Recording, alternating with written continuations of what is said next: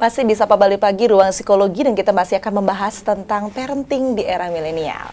Ya, Mbak Dewayu dan Mbak Mari, tadi kita sudah banyak banget bahas tentang parenting secara definisi. Kemudian tadi kita juga sempat bahas sekilas tentang tantangan-tantangan. Tapi kita akan lebih mengkerucut ke tantangan ya yang dihadapi oleh orang tua di era milenial saat ini. Ada salah satu kasus yang kita biasa lihat saat ini, bahwa ada banyak sekali pilihan-pilihan pekerjaan, pilihan-pilihan cita-cita untuk anak-anak saat ini. Contohnya adalah ingin jadi YouTuber. Dan itu juga tentunya akan membuat mereka jadi lebih fokus untuk melihat konten YouTube tersebut dibandingkan bersosialisasi dengan lingkungan sekitar. Nah, itu seperti apa kita untuk bisa menjadi orang tua yang bijak dalam memanfaatkan teknologi, tapi kita juga masih tetap memperhatikan bagaimana pola asuh dan juga tentunya hubungan dia dengan lingkungan sekitar. Sebelum nanti kita akan membahas tentang tantangannya. Oke, kalau kita bicara tentang tadi tantangan di era digital dan milenial ini, memang salah satunya adalah orang tua dituntut sekali untuk bisa kita mampu menggunakan, tapi harus pertama kita mampu menguasai dulu. Betul.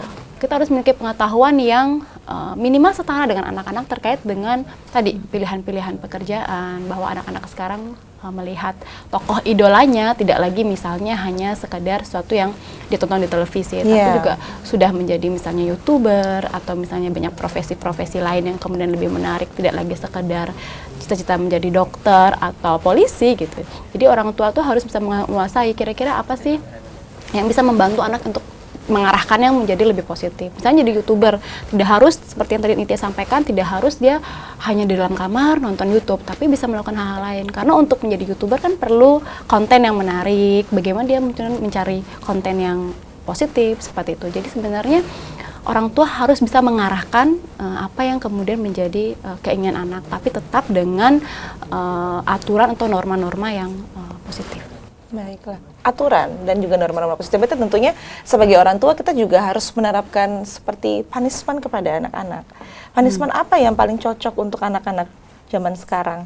Karena saya pernah dengar kita harus meminimalkan hukuman fisik begitu ya Bu ya.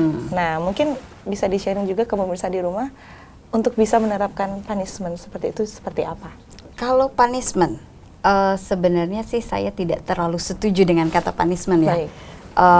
Saya lebih suka kalau kita menempatkan anak sebagai partner diskusi untuk saat ini. Jadi kita ajak anak untuk bicara. Kamu menghadapi problem ini, kamu melakukan kesalahan ini, kemudian sebenarnya kamu tujuanmu apa? Ayo kita duduk, kita bicara. Lalu kita menemukan solusi bersama. Kalau kamu sebagai anak tidak mampu mengikuti solusi yang sudah kita tentukan bersama, kira-kira kamu akan siap dengan resiko apa? Jadi sekali lagi anak milenial ini sebenarnya anak-anak yang cerdas. Karena dari sisi nutrisi, dari sisi teknologi mereka punya kelebihan dan mereka mature atau dewasa lebih cepat dari zaman kita dulu. Nah, kita harus bisa mengikuti pola pikir mereka. Jadi kalau punishment itu seolah-olah kita menganggap mereka masih berada di bawah 100% otoritas kita. Padahal sekarang hierarki di mata mereka sudah blur. Mereka sama sekali tidak beranggapan bahwa saya sungguh-sungguh harus mengikuti norma-norma menghormati ayah ibu seperti dulu kita diajarkan hormatilah ayah ibumu dan sebagainya. Berarti itu memang benar-benar akan dialami oleh semua anak-anak milenial ya? Berarti itu adalah salah satu sebuah ciri khas dari generasi-generasi milenial. Wah, berarti memang serba sulit juga ya untuk bisa mendekatkan diri dengan anak-anak itu. Tapi tentunya juga tidak semua orang tua bisa sefleksibel itu ya Bu ya? Betul. Itu butuh apa ya? Kalau kita bicara akhirnya kerendahan hati dan kita mau lebih ini demi kepentingan anak, sudah bukan lagi kepentingan kita, akhirnya begitu. Kalau kita melihat kepentingan anak apa, kita pasti akan otomatis berusaha untuk beradaptasi dengan dunia mereka, bukan lagi kita meneropong dari dunia kita gitu.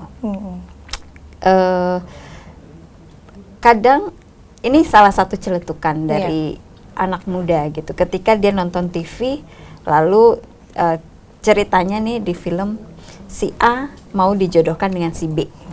Lebih kayak zaman Siti Nurbaya ya. Kayak zaman Siti Nurbaya. Kemudian anak muda ini bilang, kenapa sih orang tua mengharuskan si A menikah dengan B? Gitu.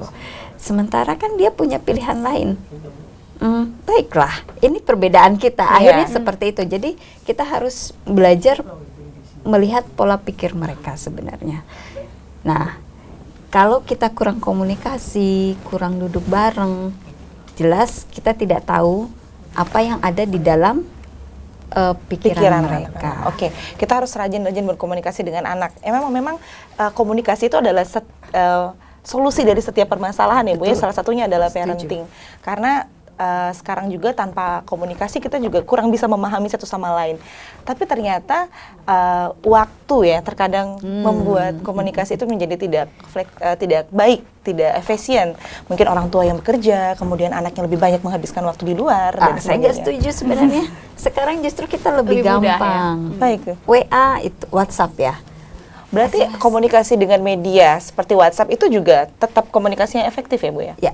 Karena kan mungkin salah satu dampak positif dari era milenial adalah kita dimudahkan dalam penggunaan media sosial ataupun teknologi, sehingga berkomunikasi tidak lagi hanya harus tatap muka, tapi kita bisa melakukannya kapan saja dan di mana saja gitu. Jadi kontrol terhadap anak itu juga mudah dilakukan dengan berbagai aplikasi, sehingga sebenarnya dalam parenting meskipun memang ada beberapa hal yang kemudian menjadi kekurangan, tapi kelebihannya juga cukup banyak. Baik, berarti memang orang tua juga harus melek ya.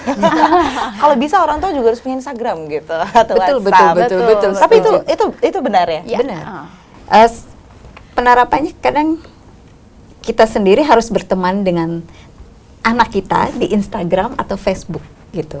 Kenapa? Selain kontrol teman-temannya anak kita juga harus kontrol konten apa yang dia share, gitu. Lalu itu bisa jadi bahan diskusi kita waktu kita ada di rumah. Baik. Entah cuma 5 menit. Hey, kamu kok posting A? Kenapa kamu tertarik dengan topik itu? Bisa jadi dari yang awalnya hanya 5 menit, bisa jadi 1 jam gitu. Atau bahkan dongeng sebelum tidur istilahnya sekarang kan. Karena emosi anak justru sekarang mungkin lebih banyak dituangkan di media sosial dibandingkan mungkin bicara langsung, entah karena mungkin malu dan lain sebagainya. Jadi itu mungkin bisa jadi katalisasi awal untuk kita bisa berkomunikasi lebih dalam dengan anak. Baiklah, berarti saya anjurkan untuk semua orang tua milikilah sosial media sejak sekarang untuk bisa mengontak anak. Tapi benar, saya setuju dengan itu. Karena kita banyak sekali bisa melihat fenomena-fenomena sekarang anak-anak itu lebih ekspresif di media sosial justru ya, dibandingkan dengan secara langsung apalagi kepada orang tuanya. Tapi akankah ketika kita sebagai orang tua milenial mencoba untuk melihat anak atau mencoba untuk memantau anak melalui sosial media, berarti kita juga tetap harus memiliki kontrol agar tidak terlalu penuh mengambil otoritas dari anak sendiri ya? Mungkin kita lihat kalau bicara otoritas ya, mungkin kita lihat juga usia anak gitu. Ada dibandingkan dengan zaman dulu mungkin yang tadi seperti disampaikan memang pola hierarkinya mungkin sekarang memang lebih blur lah, kita nggak bilang nggak ada, tapi mungkin lebih blur. Jadi kita mungkin harus juga menentukan kira-kira di usia berapa anak dikontrol sejauh apa. Itu kenapa mungkin media sosial juga punya batasan waktu, sehingga batasan usia, sehingga ketika misalnya memang belum usianya, anak-anak yang belum seharusnya menggunakan media sosial. Kemudian ketika usianya lebih matang lagi penggunaan media sosial, kita harus bisa membatasi juga apa hal-hal yang mungkin kita bisa komunikasikan, apa hal-hal yang mungkin secara circle bukan lagi circle kita, tapi circle dengan teman-temannya, sehingga agar kita tidak terlalu intruptif ya ke anak. Berarti dalam mengkritisi anak juga kita sebagai orang tua harus membatasi ya? Ya, harus berhati-hati. Harus berhati-hati. Takutnya nanti apa sih mama kok gini? Gitu. Bener. Semuanya diatur gitu ya. Kepo gitu kalau dari sekarang ya. Kok kepo banget mama? Tapi memang benar, itu adalah salah satu tantangan juga karena kita tetap harus memantau anak, tetapi kita juga harus tahu batasan dari circle mana yang sudah disebutkan tadi oleh Bu Dia. Iya, berarti memang kita harus dekat dengan anak karena agar anak tidak merasa diganggu dan sebagainya gitu ya. Dan tentunya pada saat kita memiliki momen-momen tertentu, tadi juga sudah disebutkan oleh Mbak Maria, dongeng sebelum tidur dan sebagainya. Sebenarnya saat kapan sih kita tuh paling efektif gitu untuk bisa sharing dengan anak usia sekarang? Mungkin makan malam, atau kita harus punya jadwal tertentu, piknik dan sebagainya? Kalau sebenarnya ini sama dengan traditional family, keluarga yang tradisional itu waktu makan adalah waktu paling menyenangkan untuk bicara. Kenapa? Waktu makan itu orang rileks. Dan kita kondisinya sangat informal, ya. Tapi makanya kalau sekarang kita lebih baik seandainya makan itu gadget kita singkirkan dulu. Baik, ada rulesnya ya. Ya. Kalau makan gadget dikumpulin, ditumpuk. Bener. Tapi itu jadi seru-seruan jadinya. Iya. Karena terus terang deh, kita aja sebagai orang tua kadang masih terikat dengan gadget, ya kan? Apalagi mereka yang dunianya sangat teknologis, itu luar biasa tantangannya. Baiklah, berarti salah satu makan itu ya, aktivitas makan itu juga salah satu jadi alternatif untuk kita bisa sharing-sharing kepada anak-anak. Benar, tapi saya setuju juga, makan itu menyenangkan ya, apalagi pada saat kita makan. Itu menyenangkan. Namun tentunya tadi juga kita sudah bahas tentang bagaimana kita juga harus membatasi dalam mengkritisi anak, kemudian mencari momen-momen tertentu untuk bisa melakukan komunikasi yang sangat efektif dan juga untuk bisa beradaptasi dengan perkembangan-perkembangan zaman yang juga pasti mempengaruhi kepribadian mereka.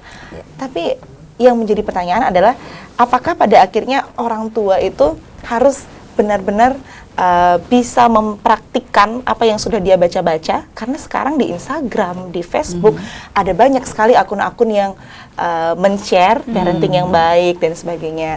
Jadi orang tua harus seperti ini, seperti itu dan sebagainya. Dan itu kadang membuat orang tua bingung. Kita akan bahas itu di segmen selanjutnya. Baik. Ya saudara, setelah ini kita akan masih membahas tentang parenting di era milenial. Untuk itu jangan kemana-mana, tetap di Sapa Bali Pagi Ruang Psikologi.